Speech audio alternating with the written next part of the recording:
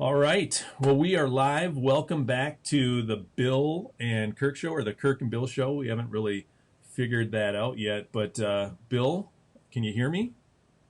I can. All right. Welcome. We have to come up with a name and some intro music. Today we have a fun show set up for you. We're going to talk business in a pandemic. Don't cough. There's no coughing on this show. We have a special guest today that we are going to bring in just a little bit.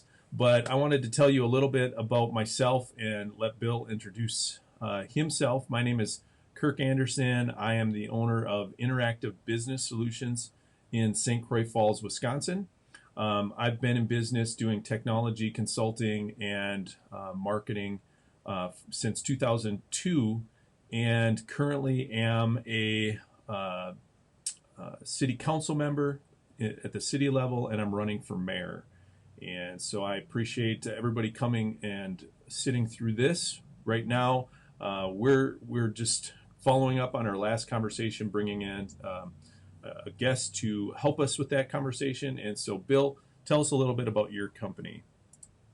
And I'm Bill Teese. I am the owner and founder of WJE Company LLC, a small business consultant.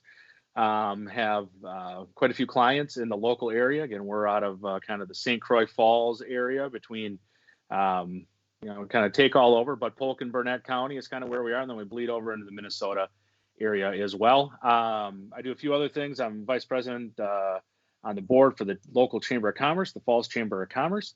And I'm also on the board of trustees for St. Croix Regional Medical Center. So have a bunch of interesting places that intersect with this global pandemic and business. And, just hopefully that as we keep going on this, people find it interesting. And, if you have questions for me, you certainly can always email me. But if you have questions live, go over to Kirk's page and, type them in there and he can put them up on the screen and maybe we can answer them for you.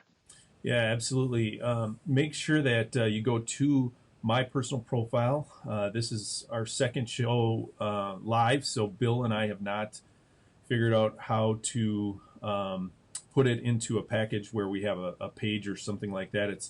We're just at the beginning levels of these discussions. So if you go to my page, type a comment, I can throw that up on the screen, and we can try and answer those. And I'm excited to get started. Why don't we go ahead and invite our guest in? We're going to be talking with our friend Bob, and there he is.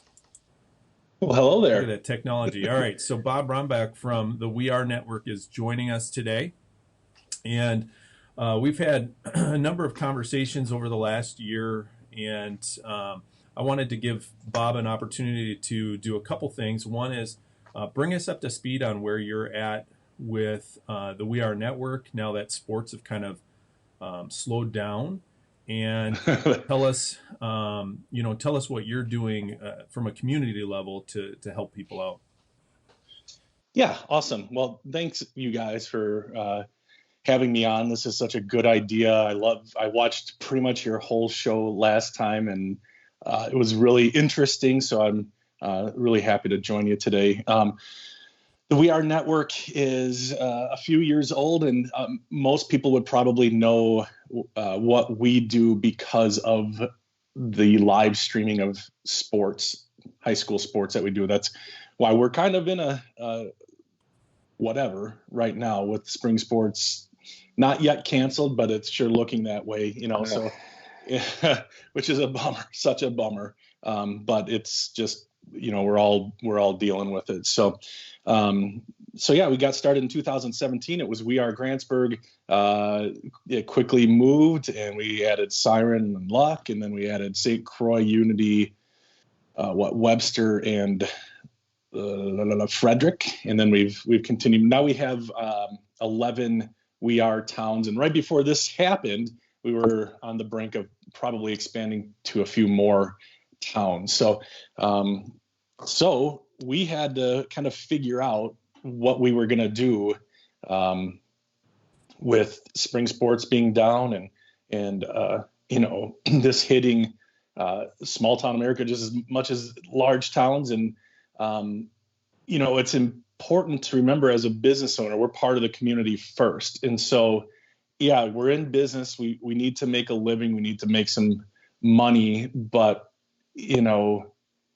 what can we do for the community while we're all in this together, as we've heard a billion times. So thankfully, I had a platform built that is pretty big in the region. And so I decided to kind of figure out what to do. So we created this page, and now when you go to the wearenetwork.com, the front page now is dedicated to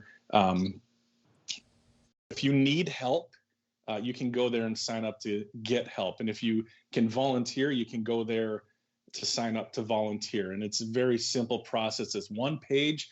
You say, I need help, or I can help, and hit the submit your info button. And then you go through a little bit of a kind of a questionnaire about what you need or what you can help with. And then it goes to me, and it just goes to me right now. And I help pair match make and bring people up. Yeah. Thanks for putting that up there, Kirk. And, it's a pretty simple process. And so far we have close to 100 volunteers, and we don't have very many people who need help right now, but I anticipate that might ratchet up here the farther into this we go. So could still use more volunteers. So if you're watching right now and you can make a meal or deliver something to somebody who's isolated, or if you can just kind of be a friend to somebody who's feeling isolated, that's been a couple of things. Like my parents are self-quarantined, and they have been way before we even got this, got the shutdown order from the governor. They made that choice on their own. So I talked to them today, and they, the kids are keeping in contact with them, but not everybody has that support. So if you could be somebody who could just email once in a while, or give these people a call or whatever, and let them know that they are not forgotten, and that, they're loved, and they're part of a community, and they're an important part. I mean, that's one of the things that we bring. One of the things we can do, we can match people up with that. Several other things. And then if you think of something, even like pet care, walk your dog or something like that, right. Let us know about that, and we can try to find you somebody in your area that would be able to do that. So that's kind of how we've chosen to pivot. That it's been noticed. It's been in a few of the papers. The Burnett County emergency manager has reached out. He's promoted it on the Burnett County stuff. Just had a great conversation with St. Croix Valley Foundation yesterday. Heather Loglin, I think is her name. Yeah, she's out of Hudson, but there's a couple of places up here that we could potentially partner with and grow this thing so that we can help as many people as possible. So that's kind of what I'm doing, you guys. So nice. Now I had a thought on this, Bob, and I'm wondering if the, kind of the very most vulnerable that we're talking about maybe older people, mm-hmm. or, folks that maybe aren't as mobile as others. And mm-hmm. I just want to make people aware that if you have a neighbor or you have someone that's in need, and maybe they're older and don't have Facebook or don't know and want to get signed up, sign up for them, Yes. Make the need known. There's, I don't know what your numbers are, or if you want to share them, how many people have reached out to you, but I'm sure that there will be plenty of bandwidth of people wanting to help, because there's a lot of people that are just home that are like, Let me help. Let me do something to help feel like I'm making the world a better place right now. Right. And I can share, I think we're at about 7 or 8 who have signed up to get help. And like I said, I think about 100. I didn't check this morning, but I think we're close to about 100 volunteers. Just got a call. Why bother putting it on Do Not Disturb if I'm still going to get a call? Can you guys see me? Yeah, we're good. Okay. So those are the numbers right now. And I put out a little update last week and said, hey, these are great numbers for volunteers, but I really think we're going to, like I said, we're in 11 towns, and if you break 100 into 11 parts, it's like 10 per town, right? That's my Grantsburg math, but that's probably not enough. So I think we just still need to ratchet up that volunteer stuff for what's coming. And who knows, maybe this will all be over in a couple of weeks and we won't even have to worry about it. But let's see if we can get that up a little bit more is kind of my goal right now. But yeah, it's the people that we've been able to help have been helped. We've, you know, and it's been like one person in like 5 to 1 where I've been able to help people or matchmake. Awesome. And that's important to say too. Like, I am a matchmaker. I'm introducing Kirk to Bill, and then you guys are on your own. You know what I mean? Like, we sure. Can't take any kind of responsibility of that stuff. You have to vet your own, you know, the people that you're going to help or the people that are helping you. You've got to do that because we can't possibly manage that. So that's important, I suppose. Well, I think there's a huge need out there, and there's organizations. Even in St. Croix Falls, we have a store that sells candy and ice cream that's now doing some free meals for people that are affected. Valley Sweets, right? Yeah, Valley Sweets, and fantastic. They're, you know, doing just a fantastic job with that. I think that those are the types of things that are going to move things along on a humanity level, and that's super important. We need to focus on each other. I reached out to, or I had a older friend of mine that I know through the city and through some work I've done for their church, and I just, you know, asked how she's doing. She hasn't really left her house in weeks because there's a fear there as an older adult who's in that category. And so I think that it's necessary for us to reach out to those people.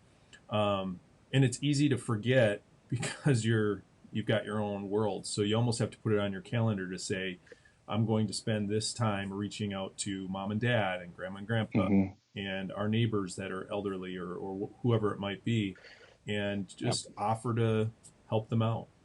So yeah, I think that's so important. I mean, we are a community, and that's what we are here for. And I know sometimes it's going to be outside of your community, like grandma and grandpa, but you know, everybody knows somebody who's probably feeling isolated.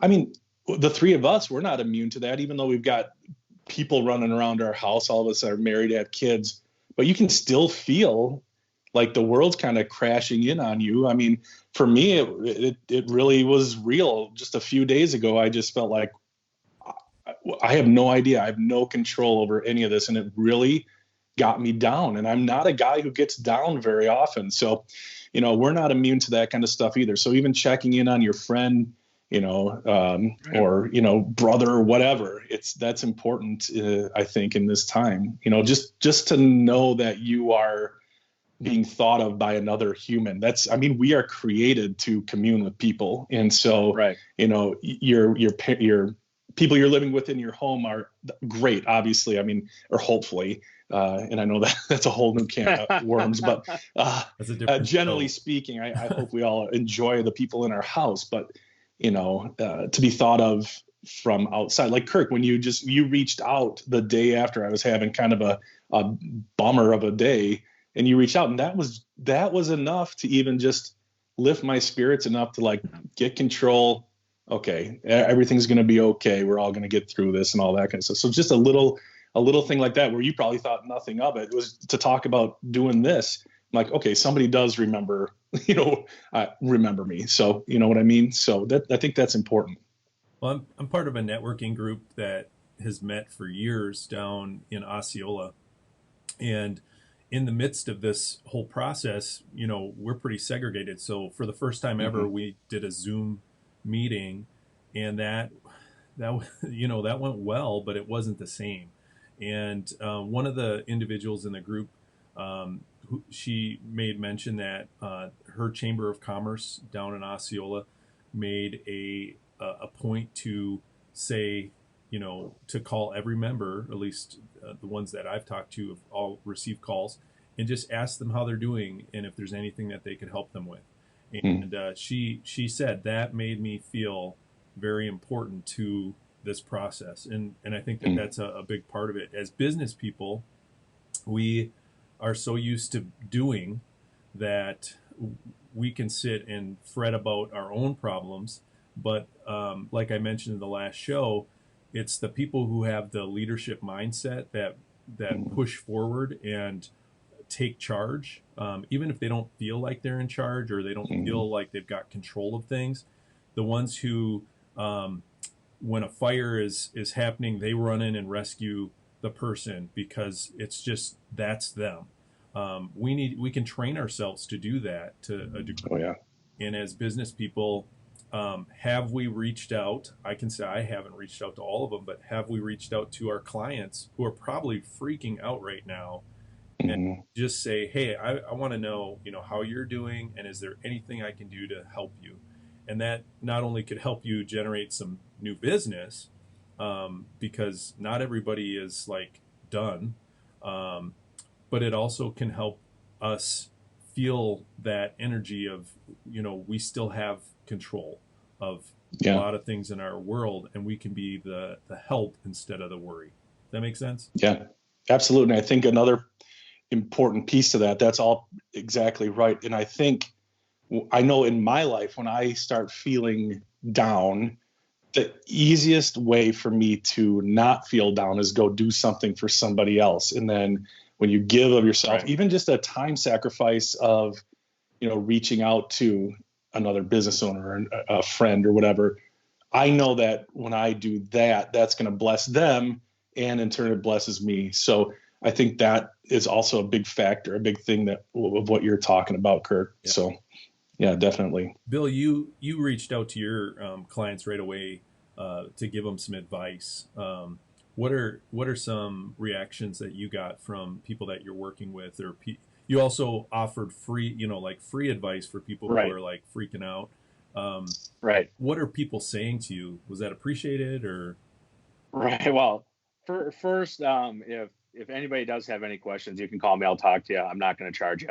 If you need to be talked off the ledge or just have the plan that you're putting in place, hypothetically talked off the ledge, not literally. Yeah. But if you need to be calmed down, if you need to call 911, right. If you need to be relaxed, if you need to go, hey, this is what I'm thinking. Is this crazy? Because again, we're living in unprecedented times. We're going through things that no one has gone through before. And that's okay. Through the course of human history, there's been many times that things have happened that had never happened before. That's why it's called history. We will get through this. But I can tell you unequivocally, the people that I have reached out to and the people that I have talked to go from very concerned to the most freaked out you can possibly be. There's no one that I've talked to, and I'm sure there are out there, but there's no one that I've talked to personally that is a business owner or a senior manager that is not losing sleep or wondering, what are we going to do? Are we going to reopen? Do we have to shut down? Are we essential? These are all questions that, I keep saying weeks, but I mean, even a month ago, so that's February 27th, no one would have thought that we would be where we're at right now. So I caution that also, if anyone is predicting or telling you where we're going to be in a month, I would not be listening to them. I think you need to narrow your timelines way down on what you're doing, because if you start trying to say the outcome of possibility, the cone, that when you think of what can happen is so wide right now, it doesn't do any good to be trying to make a 10-year plan today. We need to make the 1 week plan or the 1 day plan. It looks like the House just passed that gigantic $2 trillion or $2.2 trillion stimulus deal. And there is a lot that's going to come out of that. The details will be finalized. Money will be coming in. A lot of people that can hear our voice or will watch this video, the government will be coming in and helping in some way. And regardless of how you feel about that philosophically, we are just in totally unprecedented times. So, there's nervousness. Business leaders, business owners, they're nervous. They're scared. But as we touched on last time, leadership is what's needed right now. Even if you're panicked on the inside, your communication has to be clear with your employees. It has to be clear with what your message is to your customers. And it is not the time to be willy-nilly. You have to pick your words, and you have to pick them appropriately. Again, I'm going to pick on our governor, but when he tweeted that we're going to be sheltering in place or we're going to be safer at home, that set off some panic. That set off panic in my core.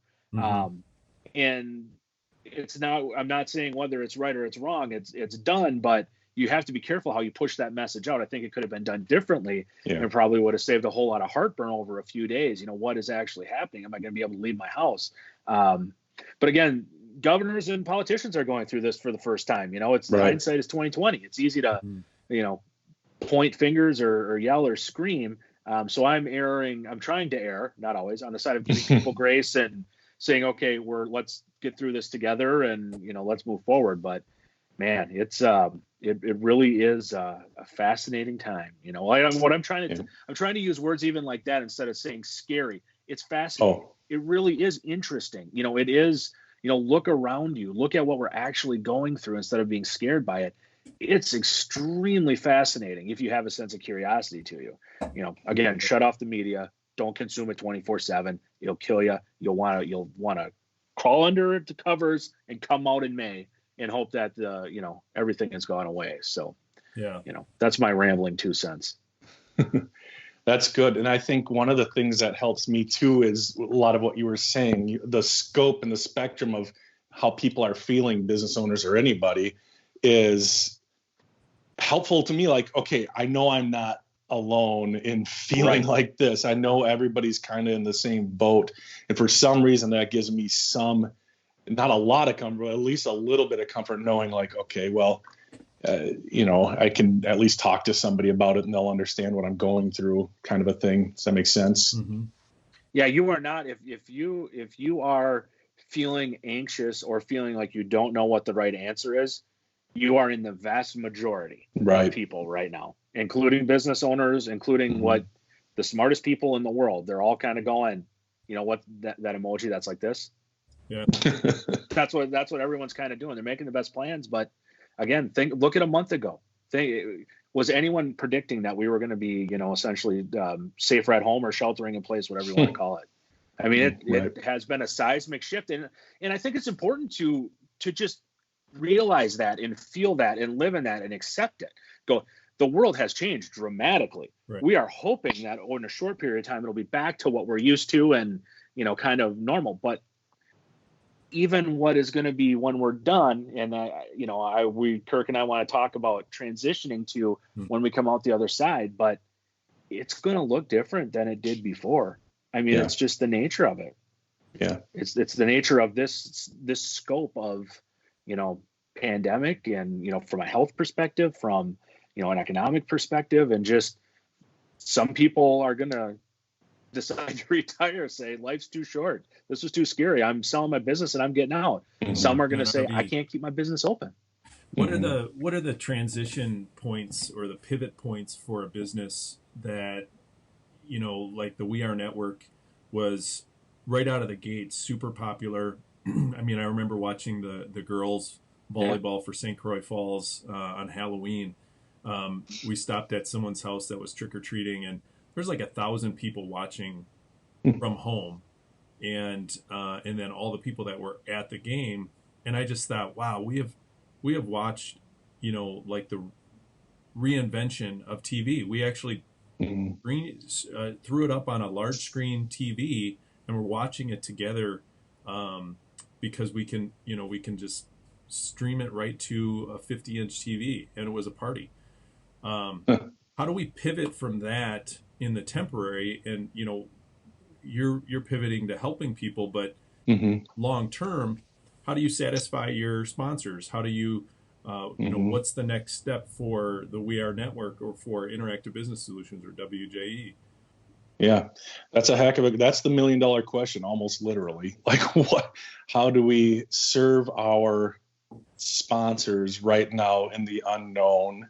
How do we do that? And that's something I'm still wrestling with. Like, if I can't go out and live stream, and I've promised that their ads are going to be on live streams, what do I do? I've seriously thought about like setting up a camera in the house and watching our family play poker, like running ads on that. One time that might work, but you know, you just gotta get creative. There's no sports on right now. Anyway. Exactly. People might watch that. They might. I think so. I mean, I say that half in jest, but this comes into being creative and how do you keep your business going? I was watching, I don't know what it was. It was on ESPN2, but they, from the movie Dodgeball, ESPN8, the Ocho, they did that last Saturday or whatever, and it was like a belly flop championship and some different things. But I'm like, man, I'm watching this, and I watched it for like an hour, and I texted out all my buddies. I'm like, you got to turn this on. It's at least something to watch. So I don't know. I mean, and I might be onto something. Like, maybe you could fall down the steps or something and videotape you doing, like stupid human tricks or something. Right. Like I used to be on David Letterman. But. We have a comment from Matt Steele. He says the pandemic is certainly putting all of us in the fast track for embracing virtual meetings and business in general. And I would agree. You know, when was it, Bill, that we talked about doing a podcast or a video or it was a couple months ago, and it was like January 3rd. Yeah, it was when we sat down, and it had been a couple months. It was fourth quarter of 19 when we initially just bounced it off each other. But suddenly pandemic. Suddenly it's like, yeah, you know what? I better start thinking about ways to step up the game. Now, a big part of my business is video production. Websites and things like that. There's still people who hire web designers, but a lot of people they're like wedding photographers. I've got a camera, and so there's platforms out there for that. I go out and meet with people. I shoot video. I put it online. I'm not allowed to do that anymore. Right. At least in the meantime. It's very much restricted, like how close you can be to somebody or whatever. And, so I'm being creative with that. And that's where this idea came from. I'm running for mayor, and I can't go knock on doors and say, hi, my name is Kirk. How do I get out there and introduce myself to people? I've been doing live videos, which has been a lot of fun. And it's fun to get comments and things like that. But it's just the reality that technology's kind of boosting it. We have another question here. Let me pull that up. Any advice for landlords? Well, I can jump in on this one. And now that you can't evict anybody. Well, yeah, you can't. But who asked it? Do you have a name? Excuse me. Greg Renstrom. Greg Renstrom. All right, cool. Thank you. So, Greg, I'll say this. I have another client that has commercial spaces that they rent, and the question started coming in this week. My business is shut down. I rent from you. It's a cash flow business. So do we got to pay rent, or I'm not going to be able to afford? Essentially, I'm not going to be able to afford rent. And sat down with the client. We talked about it. It actually was a very, very short conversation. We said, you know what? Let's not charge rent in April. And I'm not saying that that's the right thing to do for everyone. Financially, you may not be able to do that. You may, depending upon what your business plan is. But for this client, they said, we can do April and then we can figure it out. Because maybe we come back in May and we figure out how to get made whole in the rest of the year. Maybe not. But I would say, being proactive and getting out in front of this and saying, you know what, if you've lost your job, you almost have to go case by case. If you've lost your job, if you're having trouble, you need to get out in front of it. And, a partial payment is better than no payment.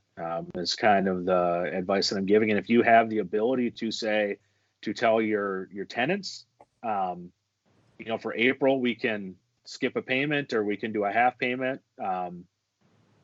And then either tacking it on the end or prorating it over the next 12 months.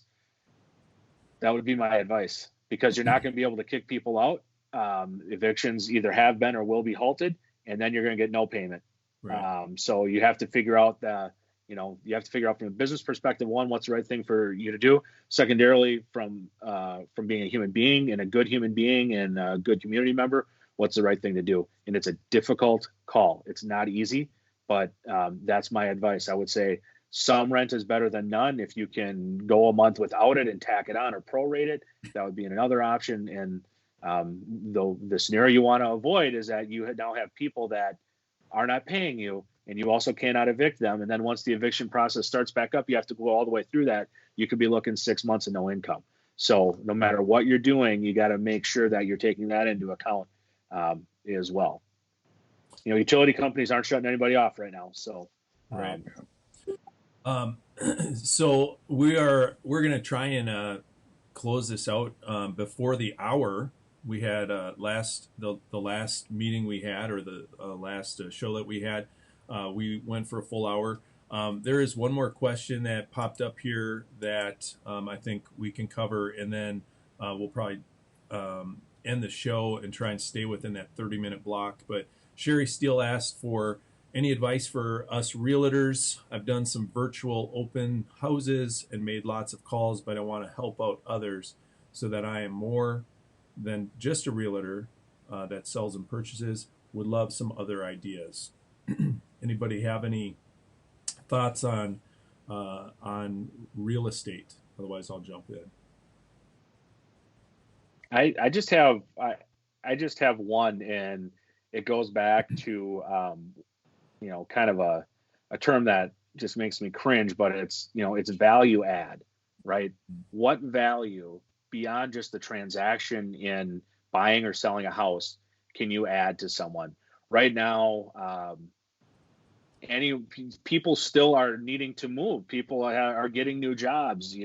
Buying and selling is still going to happen, and it's going to happen maybe not in the next 2 weeks, but it's going to happen, and we're going to have to deal with this. This COVID is going to be around for a while. So how can you walk people through the process where it's not scary, give them the confidence that even if they don't see a house necessarily or spend time with you in there, that you have houses scouted for them, that you understand their needs, and you are holding their hand, literally, not figuratively, because we don't want to touch, but you are holding their hand through this process. Most people, their house is the biggest investment that they'll ever make in their life. And when you're in this kind of era of uncertainty, it's a scary thing. It'd be a scary thing if I was someone that lived in an apartment and was thinking about being a first-time home buyer to say, okay, I'm going to borrow $100, $200, whatever $1,000 for a house. But at the same time, if it's the right thing to do, it's the right thing to do. So what can you do? And I don't have specific advice for you, Sherry, because you're phenomenal, but what can you do to make people feel more comfortable through this process, knowing that their whole world right now is kind of like shifting sand. You're trying to get your footing. It's like watching my 17-month-old daughter walk around in boots and snow. It's like, whoa, that's what the world feels like right now. So what can you do to make people feel like they're standing on solid ground? And for this transaction, for the time they're talking to you, you're calm, you're projecting confidence, you're having leadership, and you're taking them through this process. And even though it's a little bit scary for everyone, they feel good about you personally. And then, of course, you're going to want to make sure they think that your company's financially strong, it's not going anywhere. And that was more than one thing. So yeah. I'll let you go, Kirk. I think that Sherry is an individual who has taken way more leaps than a lot of realtors that I've seen. She's been doing live streams at open houses and walking tours long before the COVID-19 issue. And I think that that's right. Actually a really powerful way to do it. Not only because people who can't get to the open house will maybe watch it, but it's the people who share it that is a big part of that. And I watched the open house that you did at the house north of us up on 87, the Donahue's house, and you did a great job walking through and showcasing all the property's value, but it also is a personal connection to you, and so as an individual that teaches marketing and does that marketing, we all know that in real person times, there's 8 touches of connection that we need before someone says, I trust you enough to sell my house or to, buy a car or whatever. And so you doing that online is providing those touches. And that's why you are well known in the area and people trust you because you're out there and you're involved. I do marketing for realtors, and it is a lot more challenging now on Facebook to be able to use the ads because they have instituted rules on that. You both for politics and for housing and jobs and things like that, you have to declare you're not going to discriminate, which also means that you can't target very heavily. And so if you have a $650,000 house, you can't specify that I only want doctors and lawyers and people like that to see it and not pay for people who don't have jobs to see it. Now you have to just kind of open it up to everybody. So it makes it a little bit more difficult to do, but it's still possible to do that. So it's a combination of using the tools that you have, Facebook, and Facebook has a great ad reach where you can choose a demographic around where they live, and then put out quality content, so good videos. You produce really good pictures and videos of your homes, which highlight the value and the beauty of it. You do a great job. The house on Blanding Woods that is for sale is Woody's house, I believe it was. His didn't just have pictures of the house; it actually had like the trails nearby and the overlook and all the community things. That's phenomenal, because you're not just selling a house; you're selling a community, and you're selling things to do. And so keep up the good work on that. I think that you do a great job. You know, Bob, I don't know if you have anything to say. No, well, it's funny because, and I don't want to speak too much about this because it's not happening right when we thought it was going to, but we were working on like a real estate project here at the We Are Network where we were going to basically put together a real estate show to help realtors in the area kind of highlight their stuff. And then we're going to put the show together and promote it in certain areas. And so that's another option down the road when we get that thing up and running. This kind of put a little bit of a damper on it, but we're working on that. It's the first time I've ever really made it public, but maybe we could talk at some point. I'm sure there's like at least 5 people watching, so now it's out there. So. we got 20 live on here. The thing is, the interest rates right now are extremely low. And so while it feels like maybe everything's stopping, now might be a great time to do it, because realtors like Sherry would maybe want to be a part of that, to showcase things. I've kicked that around with one of my realtor clients who doesn't like to be necessarily on camera. He's camera shy, but is always looking for how to be the Chris Lindahl of Polk County, you can't see my arms, but you got to get the billboard. How good is that? How good is that guy's marketing? Such a good marketer. This, I mean, amazing. Yeah. And I keep telling him, you've got to be willing to put yourself out there, and something like this is a lot less intimidating. You don't, if you're not comfortable with how you look, you can kind of hide in a small little space or whatever. But you got to be willing to do that. And there's ways to connect with people on that social media. Update your social media profiles regularly. Share real-time updates. Be willing to do what Sherry does and pull out the camera and say, hey, I'm sitting here. I've got brownies on the, and coffee made. Come and see me and we'll show you this house. Be willing to do those real-time things. Create a social media calendar for your business, so that you're not just willy-nilly I better do something. Put it on a calendar and set that up so that you know that you have something coming, and try and get something out, several times a week. Share helpful blog posts and videos. It doesn't have to be your content. A lot of the stuff that I share is Bob's content or, Bill's content, whatever. And what happens is your profile or your page becomes where people go to find all the good stuff, so they don't have to go to all the other pages, right? Because, I might share from 10 different pages and I get a lot of likes and feedback and comments. Well, people start coming to me as the expert who puts out all that information, syndicated, like a news station. So that's something that, Bob's done a great job at.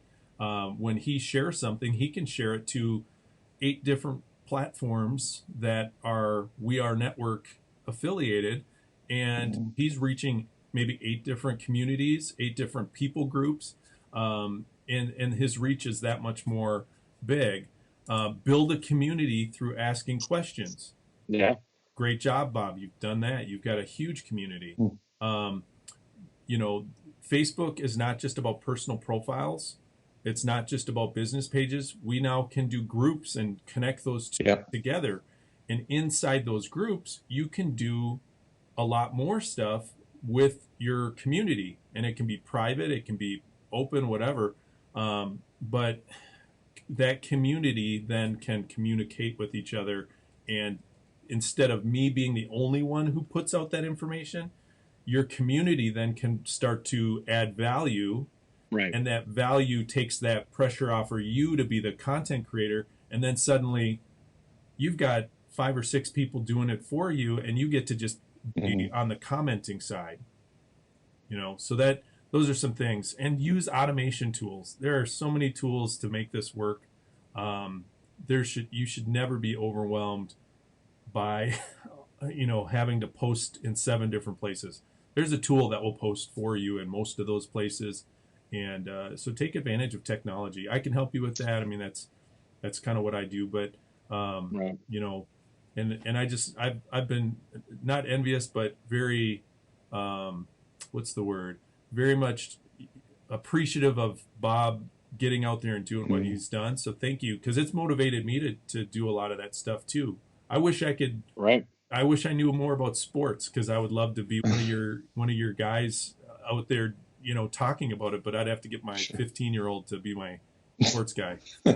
Well, St. Croix has a great one. Dennis Anderson does a great job down there. He's great. And thank you for the kind words, Kirk. And you and I met early on when I was really just getting St. Croix up and running, and you helped me a ton too. So really appreciate that. And I just met Bill basically off of the last one of these that you did. I called him. We had a nice talk yesterday. I'm sure we're going to get to know each other a lot more. But yeah, that's one thing I've been so blessed with, the people that have kind of come into my life through all of this, including all my announcers. I mean, I can't say a bad word about anybody. It's been such a great thing for me, just personally, getting to meet all these awesome people in all these different towns. And, it used to be when we were kids, when we were in high school, everything was so insular. Like, we would never, ever from Grantsburg, we would never talk to a couple jokers from St. Croix Falls. Like, why would we ever communicate with, but this technology and just the way things are right now, it's like, we are a big community. We are truly like doing all this, doing life together. And it's pretty dang good. And you get to meet great people like you along the way. And, it's fun. So I really appreciate, this opportunity, and just the, overall the business that, I created, but it's been so great for me just to, be out in these communities and get to know these people. It's been awesome. So let me, we're at about 40 something minutes. So wow. Let me kind of give a final, give my final 2 cents, and I'm going to try and make it a little bit motivational.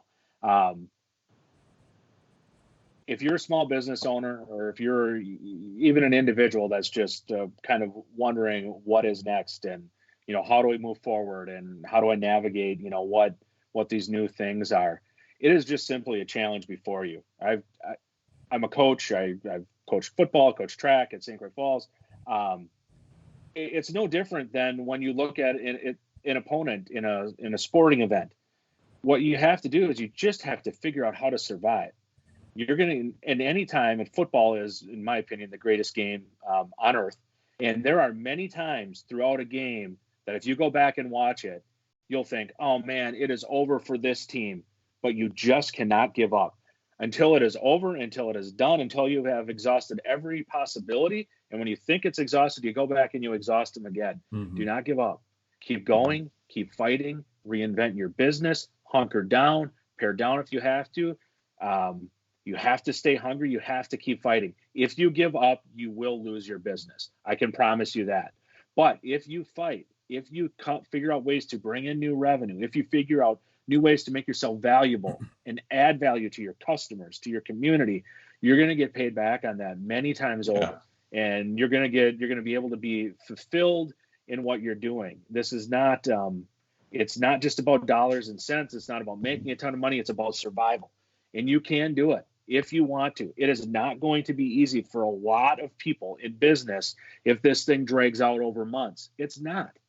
But it doesn't mean you can't survive. You just have to be smart. You have to keep pushing, and you have to never give up. You have to have that kind of attitude. And you're going to find out who really is an entrepreneur and who isn't, because entrepreneurs, as opposed to business owners, will remake, and it doesn't matter. Stuff will keep getting thrown at them, and they'll keep fighting. So I'm just encourage you, keep fighting. Don't give up. Ask for help. Use other people that are smarter than you to figure out what you should be doing next, and leverage the power of community. You know, we live in a great spot in the United States. Some of the tragedy that's happened around our communities, not just in St. Croix Falls, but all over, with, you know, car crashes and young kids passing away. And, you know, I've seen what this greater community can do. It's amazing. Yeah. So don't give up. There is a lot of amazing people around here. And, you know, if you can rise to the occasion, the community will rise with you. So just do not give up and don't quit fighting. Yeah. Amen, brother. Preach it. Awesome. Yeah, that's what I was thinking too. I'm ready to go. Give me a brick wall to run through. That's now. right. Let's go. Good motivation. Go. You know, I think my motivation for people are to hit that pivot point and turn. You know, we are all in a rut with our business, because if you do it for long enough, you just get used to those systems, and those system works. You get paid off those systems. And then all of a sudden you hit the end of the rut and you go, oh man, what do we got to do? You got to get out of the rut. And so if there's anything that I would tell people right now, it's take the time now to up your game, learn some new skills, better yourself physically and mentally, build relationships, get back to old school networking, connect with people, call people on the phone, use Zoom, use Skype, use Google Hangouts. I mean, there is no reason that you shouldn't have face-to-face time. I'm part of a networking group that's kind of similar to BNI. They use the term giver's gain with BNI, that if you keep giving enough and you keep filling it up, eventually it's going to come back to you.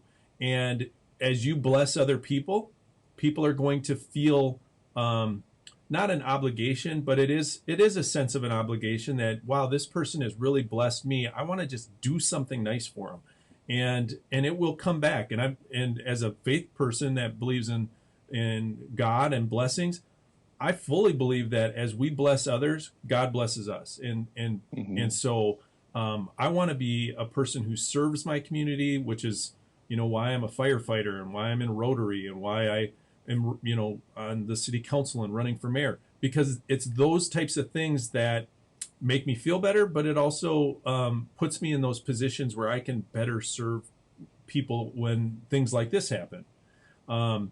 Everybody in business should learn how to take their business from where it is now and get it online. I think that there is such a need for people to break through that fear of like the internet. I have a client who sells a very niche thing, and I won't say who it is, but we're talking about what do we do now? And I'm thinking, you know, if you're going to sell something, the internet is a great way to do it. And so I'm going to pitch to her an idea of doing like the I don't know what the acronyms are because I don't watch late night TV, but the sales, the online sales, you know, where you watch like people like, hey, we have this widget and what, you know, I think that and wait, there's QVC. Yeah. You know, Home shopping network. Yeah. Do it on Facebook, and people are already doing it. You can search on the live stream and find people like cracking oysters open and pulling out pearls, and people watch that. I mean, it's just crazy. They watch us. So, you know, figure out how to get and teach and learn how to teach and sell online. and there's nothing that should stop you from being successful. And people just need to break free and be willing to do it, even if it makes you look silly. I'm sure that if we look back at these videos we're doing, we're probably would not be completely 100% satisfied, but that doesn't matter. I mean, this isn't CNN or Fox News. This is real life. So, any final thoughts on you, Bob? Otherwise, we're gonna. Well, yeah. I just have two quick ones. Okay, for as far as trying to inspire. One is, and you alluded to it a little bit, Kirk. Try to find ways to serve. And I talked about it earlier too. It makes me feel better. It helps your community, helps the other person. Yeah. There's really, as entrepreneurs, as business people, we're always looking for win-win. And the more winning we can do, the better, especially right now. And the other thing is, we're home with our families and stuff. Do your best to be a good finder. Look for the good in everything. This applies to everything. What good is there in that? And give people the benefit of the doubt and find the good in your kids, find the good in your spouse. And that's going to, because it's all a choice. I think you said that, Bill, it's all a choice. And we get to choose our attitude and we get to choose what we do. And that's always been the case. So that would be my advice to people right now and probably always. All right. Excellent. Well, I want to thank everybody for watching. We had quite a few people make comments, and people stuck with to the end. So thank you. Bill and I are going to do this again, and we're lining up some expert individuals to come in, like Bob, to talk about some of the business things, the economic development aspects, some issues with financing, and things that we can talk about to get through these coming weeks and months for businesses. And really, we want to be a resource to you.